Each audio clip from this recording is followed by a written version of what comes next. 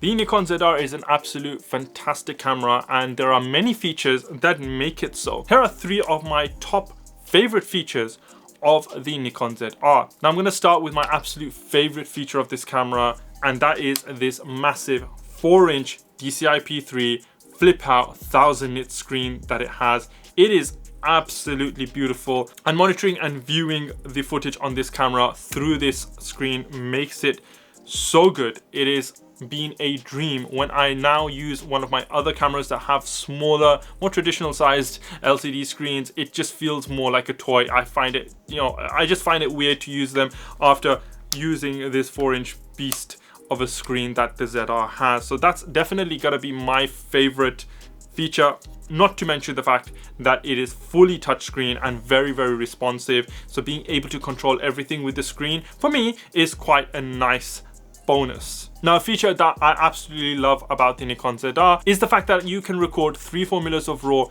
internally to the CF Express B card on this camera. Both Red RAW, NRAW, and ProRes RAW can be filmed internally with this camera, and that basically means you don't need any sort of an external recorder, external monitor.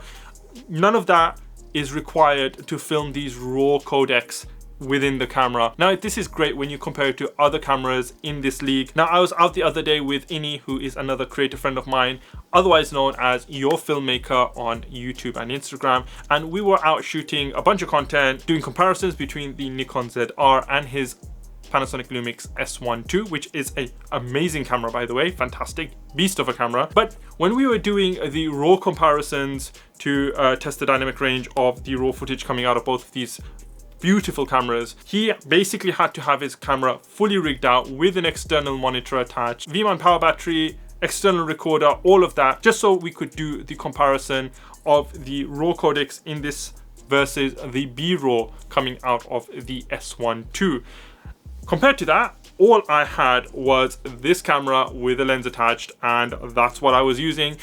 Didn't rig it out, didn't add any external batteries. I didn't have a cage. Well, I did have a cage on it, but I didn't rig out the cage or anything like that. It was just the camera with the lens attached, and we managed to do that comparison because I could film all of the RAW codecs internally without the need of an external monitor. Plus, that 4-inch screen already acts as a fantastic monitor for me, like I said before. So that was a massive bonus of having this guy, because it means that I can run this very lightweight run and gun setup and not have to worry about fully rigging it out, just so that I can use some of the codecs within it. Not to bash on the Lumix S1 II in any way whatsoever, by the way. That is an absolute fantastic camera of its own, and I had a lot of fun getting the chance to use it, but that's a story for another video. Now, my third favorite feature of this camera, and probably the reason that I got it, is that R3D RAW NE that comes out of this guy. Of course, this camera is a collaboration between Nikon and Red, and so it has that Red Code RAW built into it, though yes, that is a 12-bit version, but the Red RAW coming out of this guy is so sweet. It is absolutely beautiful, and at this moment is probably the only codec that's worth filming in my opinion, though I do use it with the H.265 and other codecs when I do need to, and I want to save on some of that storage. But the Red RAW coming from it is absolutely beautiful, and you cannot argue with me on that.